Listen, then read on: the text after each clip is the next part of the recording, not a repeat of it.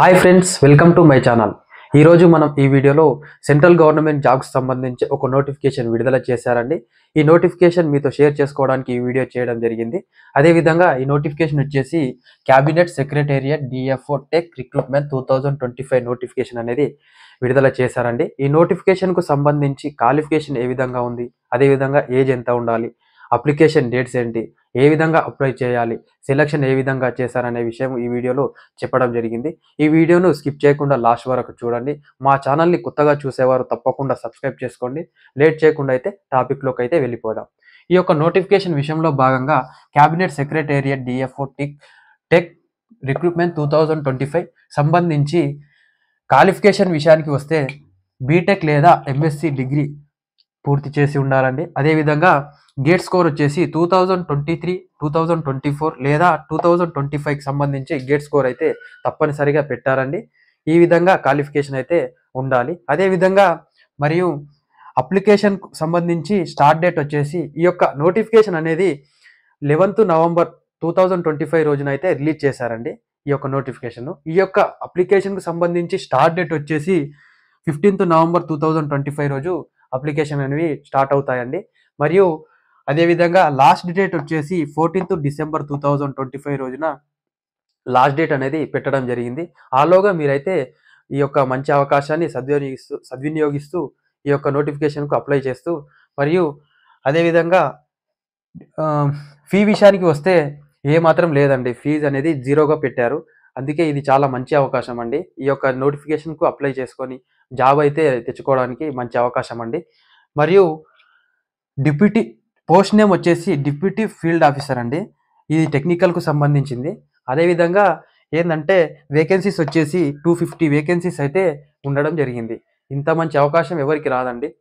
ఈ నోటిఫికేషన్కు సంబంధించి ఏజ్ విషయానికి వస్తే ఏజ్ వచ్చేసి 14th December 2025 నాటికి ఆ యొక్క ఏజ్ అనేది కనీసం 18 years అయితే నిండి ఉండాలండి.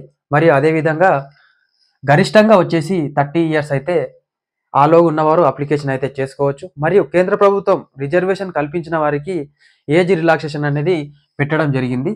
మరియు శాలరీ విషయానికి వస్తే శాలరీ వచ్చేసి 56,100 రూపీస్ అయితే శాలరీ అనేది అక్కడ నుండి అయితే స్టార్ట్ అవుతుందండి. ఈ యొక్క శాలరీతో పాటు డిఏ, హెచ్ఆర్ఏ అని అడిషనల్గా ఇతర అలవెన్సెస్ కూడా కల్పిస్తున్నారు. మరియు అదేవిధంగా ఈ యొక్క జాబ్కు సంబంధించి అంటే నోటిఫికేషన్కు సంబంధించి ఎంపిక విధానం అంటే సెలక్షన్ ఏ విధంగా చేస్తారంటే గేట్ స్కోర్ వచ్చేసి షార్ట్ లిస్ట్ అనేది చేస్తారండి. మరియు సెకండ్ స్టేజ్ వచ్చేసి షార్ట్ లిస్ట్లో వచ్చిన వారి పేర్లు వారిని ఇంటర్వ్యూకు పిలుస్తారు. అదేవిధంగా డాక్యుమెంట్ వెరిఫికేషన్ ఉంటుంది. మరియు చివరగా మెడికల్ ఎగ్జామినేషన్ అనేది నిర్వహిస్తారు. ఈ యొక్క 4 స్టేజ్లలో అంటే 4 స్టేజెస్లో కంప్లీట్ అయిన వారికి ఫైనల్ సెలక్షన్ అనేది చేస్తారు. ఈ విధంగా అయితే సెలక్షన్ అనేది చేయడం జరుగుతుందండి.